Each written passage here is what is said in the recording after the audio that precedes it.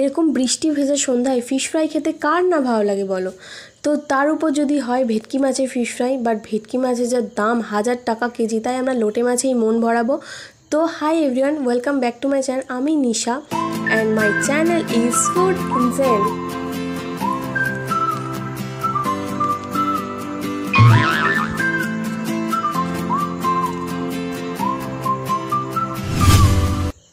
তো আজকের রেসিপি হলো ফিশ ফ্রাই, বোম্বে ডাক ফিশের, মানে পাতি বাংলা ভাষায় লোটে মাছের। আমি লোটে মাছটাকে কেটে ভালো করে ধুয়ে রেখে দিয়েছিলাম 5 পিস করে। শুধু মাঝখানে এই কাঁটাটা বাদ দেওয়া হয়নি, যেটা আমি কাঁচি দিয়ে এখন কেটে নেব।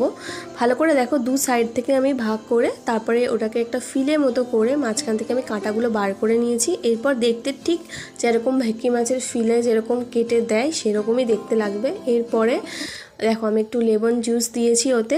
তারপরে হচ্ছে আদা লঙ্কা বাটা আর রসুন বাটা, পেঁয়াজ বাটা আমি এখানে ইউজ করব না, তাহলে একটু জল জল মতো হবে, তাই এখানে আমি আদা লঙ্কা বাটা আর রসুন বাটা দিয়েছি। তারপর একটু লবণ আর ব্ল্যাক পেপার পাউডার মানে কালো মরিচ গুঁড়ো একটু ব্যবহার করেছি। এরপরে এটাকে ভালো করে মাখিয়ে নিয়ে আমি এটাকে আধ ঘন্টার জন্য ফ্রিজে রাখবো। তারপরে দেখো এদিকে আমি একটা বাউলে 2 টেবিল স্পুন ময়দা, 2 টেবিল স্পুন কর্নফ্লাওয়ার ইউজ করেছি এবং একটু নুন আর একটু ব্ল্যাক পেপার পাউডার দিয়ে আমি ভালো করে মিক্স করে নিয়ে যে ফিলেটা আমি তৈরি করেছিলাম সেটা আমি ওতে কোট করব। ভালো করে আমি 2 বার করে কোট করেছি, তার কারণ এটা একটু জল জল হলে ভালো লাগবে না, যেহেতু লেমন এক্সট্রাক্ট দিয়েছি তো একটু জল জল ছিল, তো সেই জন্য আমি এটাকে ভালো করে কোট করে সমস্ত রেখে দিয়েছি। কোট করার পর তোমরা রেখেও দিতে পারো কিছুক্ষণ, বা এরকম এমনি তারপরেই করে নিতে পারো। কোট করার পর এখানে রাখার পর দেখো যে আমার ময়দা ও কর্নফ্লাওয়ারের যে মিশ্রণটি ছিল, আমি তাতেই অল্প জল দিয়ে এটাকে ভালো একটা ডিপ মতো করেছি। খুব পাতলা নয় আবার খুব ঘনও নয়, সেরকম করেছি। এরপর যে ফিলেগুলোতে কোট করে রেখেছিলাম সেটা একবার এই ডিপে চোবাবো, তারপরে বেড ক্রাম্পে চোবাবো। এরকমভাবে করার পর আমি সব কটা করে নিয়েছি এই একই রকমভাবে। এরপরে আমি এটাকে পুরো একটা ভালো মতন একটা শেপ দেব। তো তোমরা ডায়মন্ড শেপও দিতে পারো, আমি এখানে স্কোয়ার শেপই ইউজ করেছি, তো স্কোয়ার শেপই করেছি, তোমরা যে কোনো শেপ দিতে পারো। ভালো করে দেখো আমি এটা শেপ করে নিয়েছি। শেপ করার পর আমি একবার ব্রেড ক্রাম্পে আবার আমি কোট করব। তো এখানে শেপটাই আমি ভালো মতন দিচ্ছি। শেপটা দেওয়ার পরে আমি ব্রেড ক্রাম্পে আরেকবার কোট করার পরে 1 ঘন্টা এটাকে রেস্টে রাখতে হবে।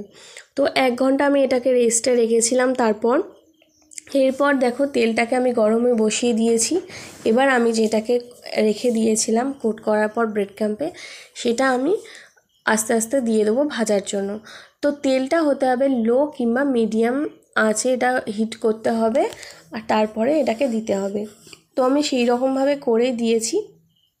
এরপর এপিঠ ওপিঠ আমি 2 পিঠ ভালো করে ভেজে নেব। লাল লাল করে ভাজার পরে আমাদের রেডি হয়ে যাবে ফিশ ফ্রাই। তো এখানে দেখো ভাজা চলছে, আমি প্রথমে 3টে ভেজেছিলাম, তারপরে আবার 2টো দিয়েছি, আমি একসাথেই দিয়ে দিলাম। তো এখানে দেখো ভাজাও আমার প্রায় শেষের পথেই, তোমার ভাজাও হয়ে গেছে।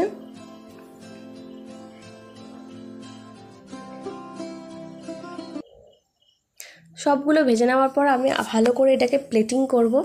তো দেখো প্রথমে আমি এটাকে কাসুন্দির সাথে প্লেটিং করেছি, মানে মাস্টার্ড সসের সাথে। তোমরা কেচাপের সাথেও খেতে পারো, বাট ফিশের যে কোনো আইটেম মাস্টার্ড সসের সাথেই বেশি ভালো যায়। তো সেরকমভাবে আমি এটাকে প্লেটিং করেছি। তো কেমন লাগছে জানিও আর কমেন্ট করতে ভুলো না। আর কে কোথা থেকে দেখছো তোমরা অবশ্যই জানিও। যদি ফেসবুক থেকে দেখে রাখো তাহলে অবশ্যই একটা পেজটাকে ফলো করে দিও, আর ইউটিউব থেকে দেখলে প্লিজ তোমরা সাবস্ক্রাইব করে দিও। তো দেখো আমি এবার একটা কেটে তোমাদের দেখাই ভিতরে, মানে কোটিংটা কতটা পাতলা আর ভিতরে মাছটা কতটা রয়েছে।